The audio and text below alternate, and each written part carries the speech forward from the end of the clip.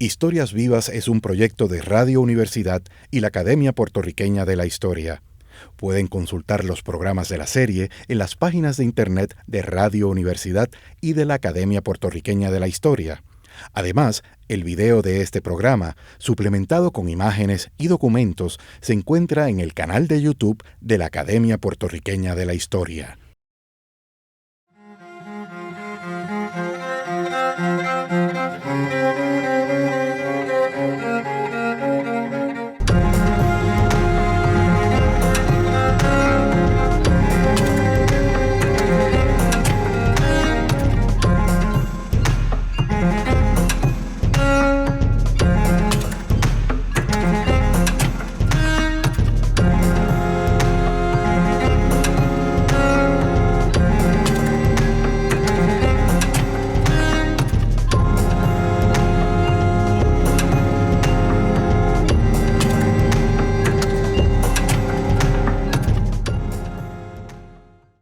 Soy Mario Edgardo Roche, presentador de este programa, y hoy conversaré con la historiadora, investigadora en comunicación, profesora emérita de la Universidad de Puerto Rico y miembro de la Academia Puertorriqueña de la Historia, Silvia Álvarez Curbelo. ¿Cómo estás, Silvia? Muy bien, Mario. Silvia acaba de publicar su libro A la Estación de Ponce, ensayos sobre Puerto Rico, un conjunto de ensayos. Son 25, para ser exacto, ¿no? Publicados, escritos, trabajados durante los pasados 25 años. Desarrolla una serie de temas diversos, ¿no? Que van desde Puerto Rico y las guerras, por ejemplo, el rol de Puerto Rico y la Primera Guerra Mundial, la Segunda Guerra Mundial, lo que tiene que ver con las narrativas mediáticas en torno al huracán María, hechos históricos relacionados, por ejemplo, con el desarrollo de la ciudad de San Juan, la relación de la UPR, la Universidad de Puerto Rico, con el gobierno de Puerto Rico. Pero Silvia, la primera pregunta, ¿verdad?, que habría que hacerte es ¿por qué a la Estación de Ponce, ensayos sobre Puerto Rico? Bueno, nací en Ponce y es un poco el referente de mi vida y de mi profesión como historiadora y comunicadora. La estación de Ponce, pues, es una memoria de un tren, de un viaje en tren que nunca pude hacer. Llegamos tarde a la estación, cuando era el último viaje que dio el tren a Ponce. Así que es ese cuadro de memorioso, ¿no?, de esos años de mi niñez. Tú en una ocasión, en una conversación previa sobre el libro, me comentabas que también la idea de Ponce tenía que ver con una intuición creativa y que se, ¿verdad?, fundamenta también en las investigaciones que has estado haciendo en términos de cómo se ubica Ponce con respecto, por ejemplo, a San Juan, y cómo habían dos miradas de mundo, dos imaginarios muy marcados que de alguna manera han trazado tu trayectoria como investigadora, ¿no? Me hablabas de Ponce como abierto al mar y al mundo, y en San Juan el encerramiento, la muralla. Bueno, tú sabes que esa oposición, ese binarismo entre Ponce y San Juan es ya como un tropo, ¿verdad? Un tema reiterado en muchas cosas, en chistes, en competencias deportivas y demás. Pero tiene sustancia, tiene sedimento histórico. La isla, ¿verdad?, era un inmenso bosque casi despoblado. San Juan era ese asiento de poder, bueno, de muchos poderes: poder político, poder religioso, poder militar.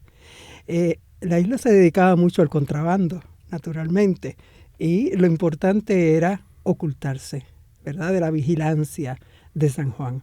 Y eso fue creando una relación con el mundo, con los contrabandistas que venían de las islas cercanas, diferente. El mundo no era el enemigo. Para San Juan, los enemigos venían del mar. Yo te diría, y quisiera que nos ilustraras sobre lo siguiente. Es evidente que en esa obra hay distintas maneras de ver el proceso de investigación la historia, quiero decir, desde la macrohistoria a la microhistoria, y quisiera que nos abundara sobre esto, de qué estamos hablando cuando nos referimos a esos dos conceptos. Bueno, al igual que en las comunicaciones, en la literatura o en las obras de teatro, el drama grande, que es el drama de la historia, ¿verdad?, se tiene que contar a través de historias. O sea, hay una historia que va corriendo, tiempo y espacios, procesos que se dan en eso, y hay unos dramas íntimos, domésticos. Y esa es el juego que uno quiere siempre tener bueno, por lo menos en mi historiografía es lo que hago. Conjurar esos dos momentos de la historia con H mayúscula, si se quiere, y las historias para ser contadas, que es uno de los temas que queremos enfatizar en esta serie que hoy comienza. Por un lado está la historia como disciplina y campo de estudio, y por otro lado el storytelling, el ejercicio narrativo de esa historia. ¿Tú crees entonces, como decía Huico Sánchez en una de sus piezas teatrales en Los Quíntuples Morrison, que el cuento no es el cuento, sino en este caso cómo se cuenta? Cómo se cuenta es importante, y también qué se cuenta. Porque hay, digamos, unas líneas grandes, unas líneas que son a veces hasta mundiales, donde ocurren las cosas. Tú hablaste de las guerras, ¿verdad? Que han sido uno de los temas preferidos de mi quehacer. Esos son temas mundiales. Pero ¿cómo las hacemos propias? Bueno, en gran medida porque hay puertorriqueños que van a luchar en esas guerras. Hay carestías. Cuando hablo de la Segunda Guerra Mundial, hay submarinos nazis rodeando a Puerto Rico. Es decir, hay un ámbito casero en las guerras. En el año 1917, Puerto Rico entró a la Primera Guerra Mundial porque los Estados Unidos al fin se metieron en la Primera Guerra Mundial. Ese año nació mi padre. Y mi padre recibió su nombre, Guillermo, por el Kaiser, porque mi abuela era una atrevida y se le ocurrió ponerle el nombre del enemigo a mi papá. Así que ese drama doméstico es algo que rescato en uno de los ensayos. Es decir, que si uno piensa en la macrohistoria, en la microhistoria, en el caso de los ensayos que tú estás presentando en este libro, se me ocurre considerar que el que se titula Que te coge el holandés, ¿no?, sobre la historia de San Juan, podría ser un ejemplo desde esa perspectiva del long shot, del establishing shot, si usáramos la analogía del lenguaje cinematográfico, el tiro amplio, y el ensayo relacionado con el esclavo y el huracán del 1867, ahí nos vamos al close-up, a la historia en particular de ese ser como síntoma o reflejo de lo que se estaba viviendo en ese momento. Se puede mirar así, pero incluso en el de Que te coge el holandés, hay unas pequeñas historias dentro de ese drama entre monarquías europeas, ¿no? Por ejemplo, la quema de San Juan por los holandeses, quema la biblioteca del obispo Balbuena, Lope de Vega, allá en España escribe, pleno siglo de oro, escribe loas a Puerto Rico. No me digas, no sabía eso. Porque nunca Puerto Rico fue tan rico.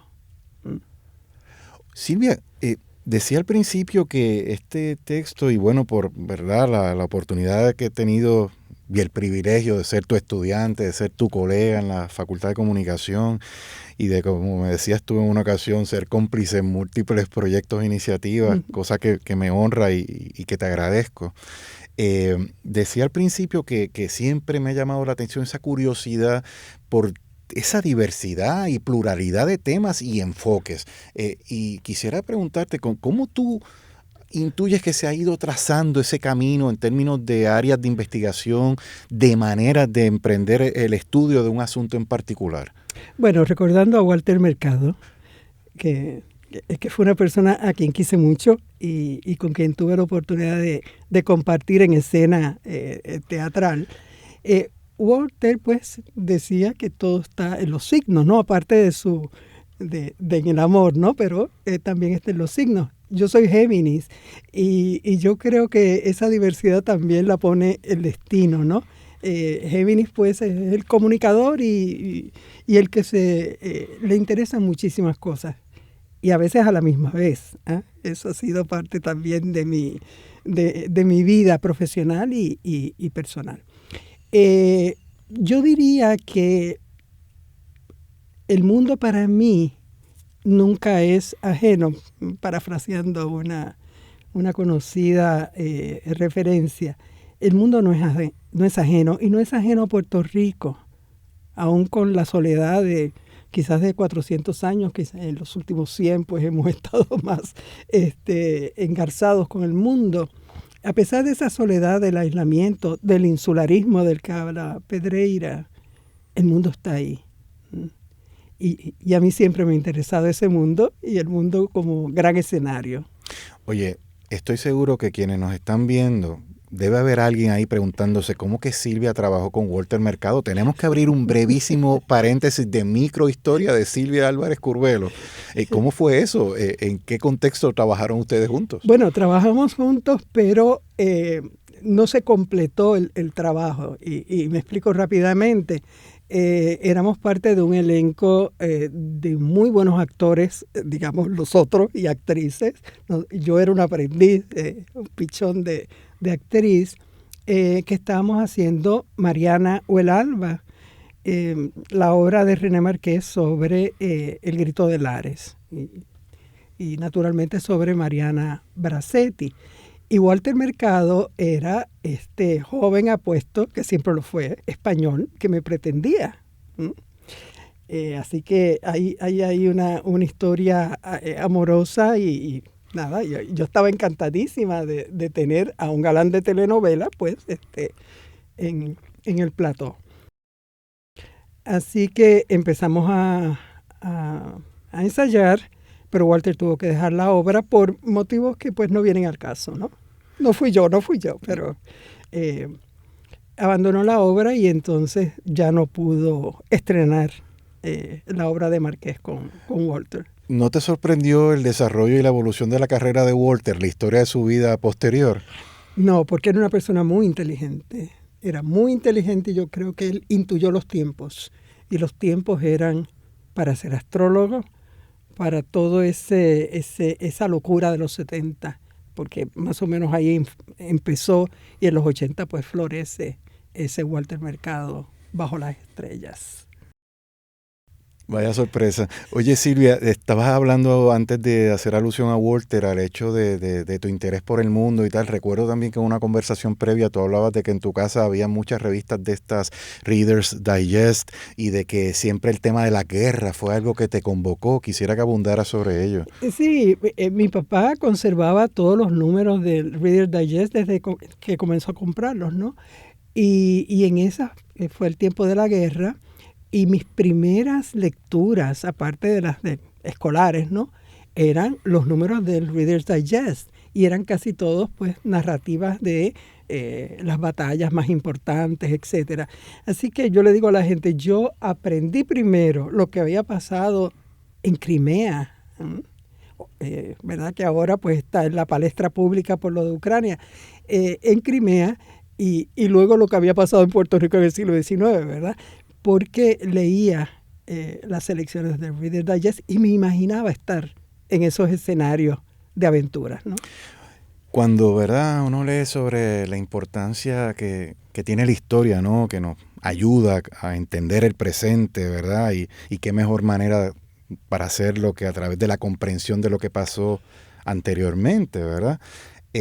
Pienso, por ejemplo, considerando uno de los ensayos que lo mencioné anteriormente, el de que te coge el holandés, miedos y conjuros en la ciudad de San Juan, porque a mí me cautivó ese ejercicio de investigación histórica que desarrollaste y la manera en que lo cuentas, sobre todo teniendo en cuenta, y valga la redundancia, el modo en que tú hilas unos climas emocionales y unos imaginarios de unos momentos históricos con lo que nosotros vivimos en la actualidad. Es decir, que hay unos temas que trascienden el tiempo y el espacio. Sí. Quisiera que abundara sobre ese ensayo y de cómo apostar por ese ejercicio narrativo con respecto a ese tema en particular.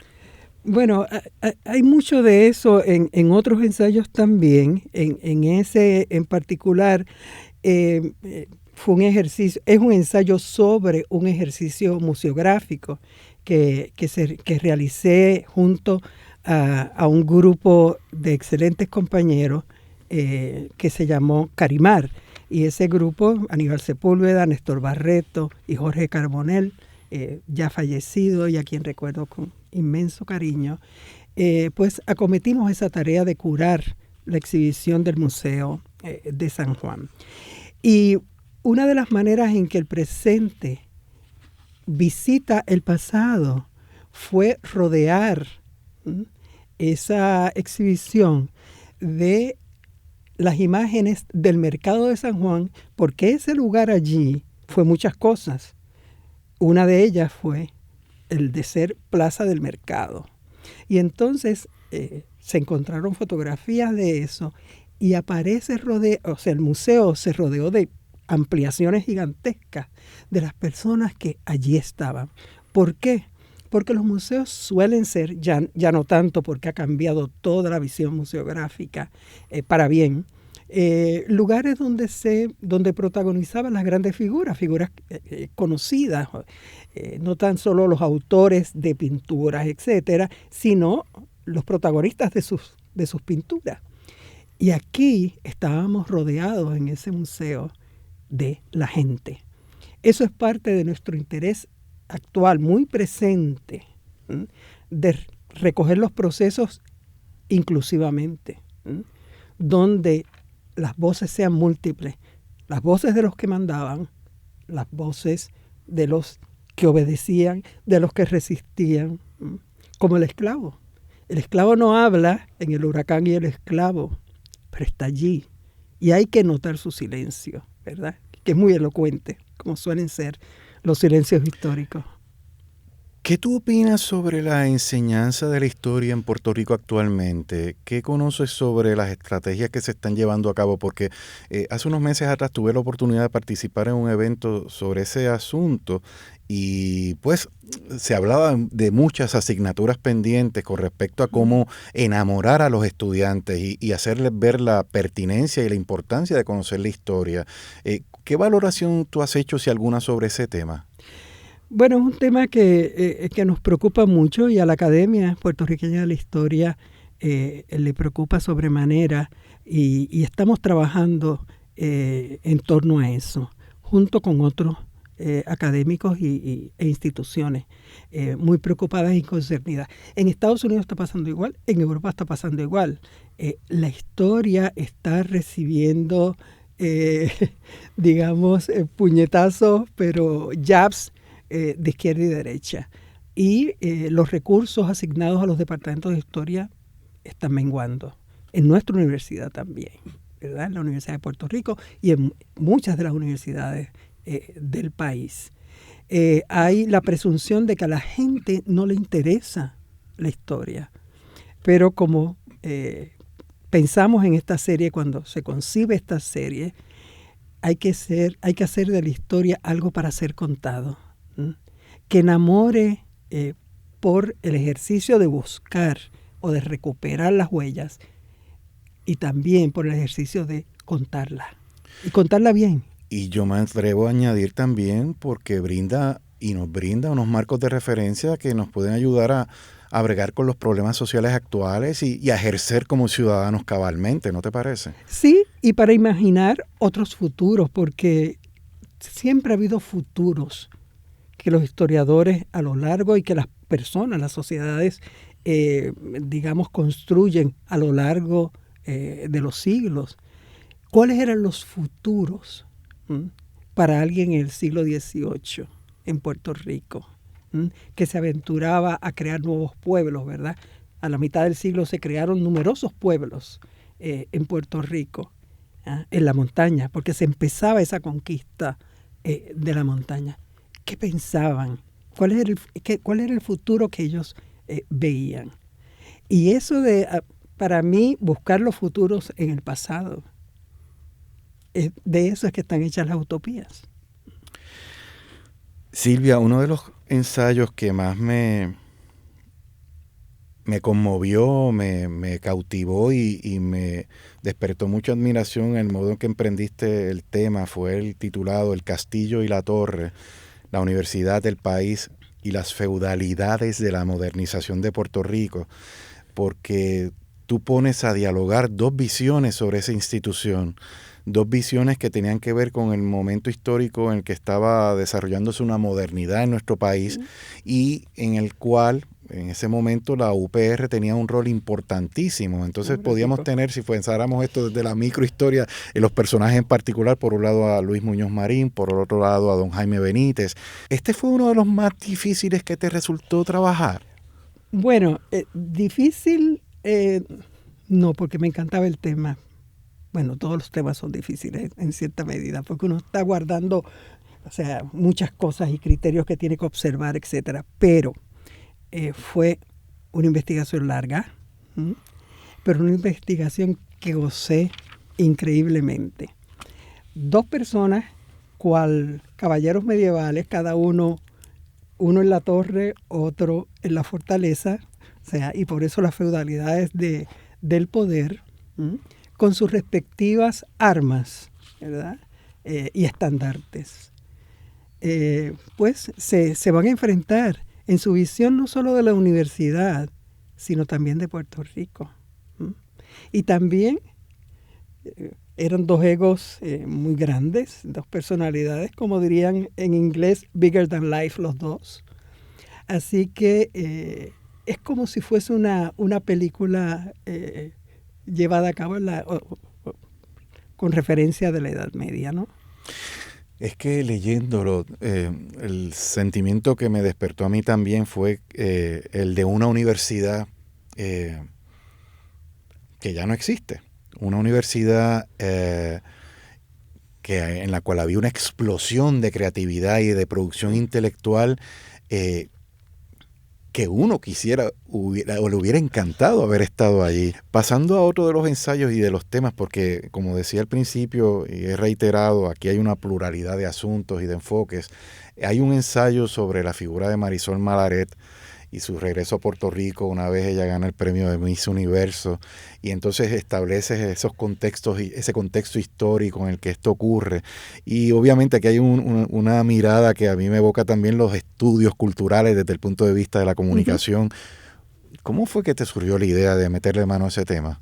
Bueno, las Missis, como le decíamos en la Escuela de Comunicación, pues ha sido un tema, yo diría que alegórico de muchas cosas y representativo.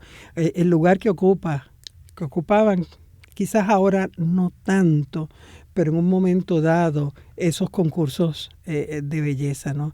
Y que una puertorriqueña ganase un Miss Universo. Escribo 3 ensayos que incluyo en el libro, uno sobre Marisol, que por cierto está aspectado por Walter Mercado, porque todo tiene que ver con los astros también, ¿no? Y Marisol en ese tiempo, Marisol también recientemente fallecida, en ese tiempo pues estaba en toda esa atmósfera cultural de los pronósticos y los signos y todo eso. El segundo es en torno a la figura de Denise Quiñones y empatada, ¿verdad?, en el ensayo con nuestro campeón Félix Tito Trinidad. Digamos, el contexto inmediato que es la lucha por sacar a la Marina de Vieques. Y el tercero es el de Zuleika Rivera.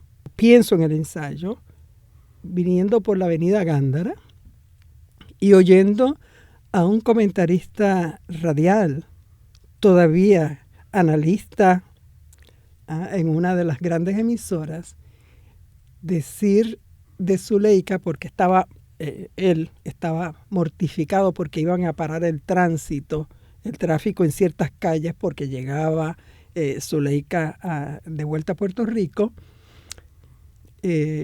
la denominó esa pájara. Yo por poco ahí mismo choco, ¿verdad? Y ahí mismo decidí que tenía que escribir algo sobre Zuleika Rivera. Y me gusta mucho ese ensayo, al igual que el de Marisol y el de Denise, y lo titulé De la parcela, porque ella nace en las parcelas de Salinas, a la pasarela, ¿no? Así que el individuo sigue por ahí y estoy seguro que seguirá utilizando ese mote tan despectivo. Mencionabas al principio el tema de la guerra como uno de gran interés para ti. tengo entendido, bueno, está en el libro, has trabajado con la Primera Guerra Mundial, trabajaste con la llegada de los norteamericanos en el 98, la Segunda Guerra Mundial y Corea. ¿Cuál de estas guerras te ha resultado particularmente interesante y por qué? Bueno, las tres, pero por diversas razones, ¿no? En el caso de la Guerra de Corea es porque la mayor participación de puertorriqueños y en términos, digamos, más protagónicos, si se quiere, dolorosamente protagónicos, es la Guerra de Corea. Y hay algo de el momento en que ocurre la guerra y en que el 65 de Infantería es el, digamos, este actor importante que me atrae mucho, porque es el momento donde se proclama el Estado Libre Asociado. Los soldados que van a Corea son como una especie de metáfora del ciudadano que va a luchar, en este caso, pues, contra el comunismo, ¿no? Que es representado por Corea del Norte, pero que venía a cumplir un tributo de sangre, ¿no? En una fiesta de ciudadanía como era la proclama de la Constitución y del Estado Libre Asociado. Y es una época, pues, que me ha interesado mucho también por cosas como, pues, la arquitectura. También he trabajado en los años 50, a Klum, etcétera. Entonces, hay algo de la Guerra de Corea que es muy entrañable para mí, incluyendo que, pues, gran parte de mi vida la viví en San Agustín, en la urbanización San Agustín en Río Piedras. Yo viví en Extensión San Agustín, pero en San Agustín nosotros decíamos San Agustín abajo, ¿verdad? Cerca de la República de Colombia, la Escuela Superior, ya tirada a memoria. Las calles se llaman como soldados de la Guerra de Corea. Y entonces era, pues, ver esos soldados, bueno, ¿y quién? Alcides Reyes, ¿no? Eran los soldados de la Guerra de Corea. Finalmente, en alguna ocasión, ¿verdad? Te preguntaba sobre cómo mirabas tú tu trayectoria de investigación y cómo habías ido trazando los temas y tú me decías que sentías que te habías tornado más compleja, que tu mirada... yo siempre he intuido que tú detestas las cosas maniqueas, lo bueno y lo malo, y te gusta meterte en los grises. Y me decías en esa conversación, ¿verdad?, que te habías complejizado en términos de los asuntos que habías tratado. Dicho esto, ¿qué tienes en el horizonte de temas y proyectos de investigación? Bueno, hay algunos que siguen.